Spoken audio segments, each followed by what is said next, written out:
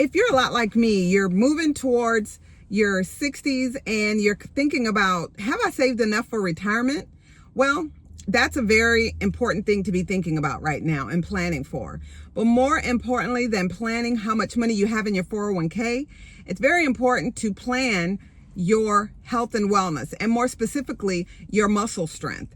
And so today, if you've never worked out before or you haven't worked out in a long time, but you want to get started, you lack the motivation, well, I've been there. And I want to share with you some of the things I did that you can do to just get started, okay?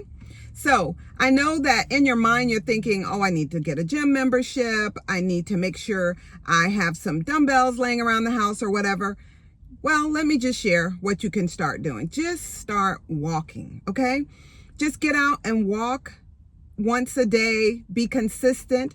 Make it a time when you have the time to walk. It doesn't have to be a long walk. Just keep it simple. Maybe do 5 minutes. And that brings me to my next point. Keep it very simple and very doable. Say you don't have time in the mornings to work out, but maybe at lunch, you get an hour for lunch. Maybe you can eat for about 30, 40 minutes and then go outside wherever it is you work and walk for about 5 or 10 minutes. And that might be your walking for the day. Maybe it's in the evening after you get off from work and you just want to sit down in that chair that you normally sit in for about 2 or 3 hours in the evening because you're tired. Maybe you just get out of your car, have your sneakers on, and go for a walk in your neighborhood, even if it's just down the street or to the mailbox, and do that every single day to build that habit. Keep it very simple and very doable. That way you remove all the barriers and you can at least start walking consistently. And I promise, if you would just start walking every day, after a while, that won't be enough for you and you'll just go to the next level, be it lifting weights or jogging a little bit or walking at a faster pace, whatever that means for you. But just start walking. Keep it very simple and doable, be it in the morning, at lunch, or in the evenings after you get home from work. Keep it very simple and very doable. And if you're anything like me, you have that favorite chair that you like to sit in. Well, let's repurpose that chair. And I'm not talking about putting a different covering or material on it. I'm talking about using that chair as a piece of workout equipment and doing what I call sit to stand. So I was talking to a friend the other day who's right here where she's just not worked out in a long time. She walks a little, but not consistently. And I said, well, do this one thing. When you're in your favorite chair and you get ready to stand up, make sure you don't use your hands when you stand up. And if you use your hands, sit back down, put your hands across your chest and stand up.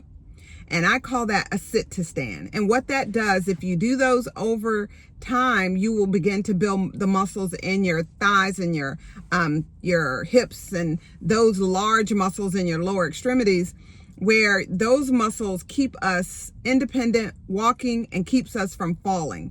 And so do sit to stands in that chair. Although I know it's your comfy chair, make it your workout equipment and use it to get healthy as you move towards retirement. And then I want you to think about building muscle. I didn't say start to build muscle, but think about building muscle as independence and not so much what we look like, aesthetics. Muscle is our independence, and none of us want to be a burden on our children. And definitely none of us want to go into a nursing home or long-term care facility. We want to stay as independent as we can for as long as we can.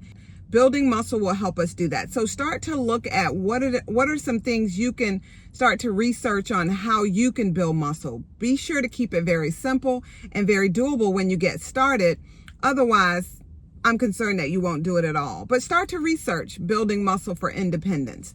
And when you start walking and you find that, oh, I want to add something else to my exercise routine, or I call it my movement routine, then you can start to think about building muscle for independence long term, not just for aesthetics. And then lastly, you might be thinking, well, I'm at a point in my life, why should I get started now? It's never too late to start working on your health and wellness, okay?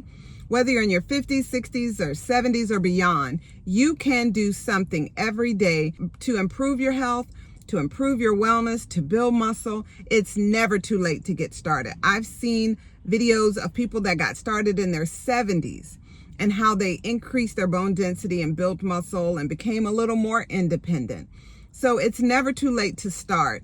And I promise you, there are days that I'm not motivated to work out. This morning was one of those days because I need to go run some errands. It's Saturday and I'm out now running errands, but I made myself get up and work out so that I can be as independent as possible as I get older.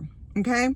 So what I need for you to do now is just don't even think about anything but just getting started slowly. Write down a couple of things that you're going to do starting today.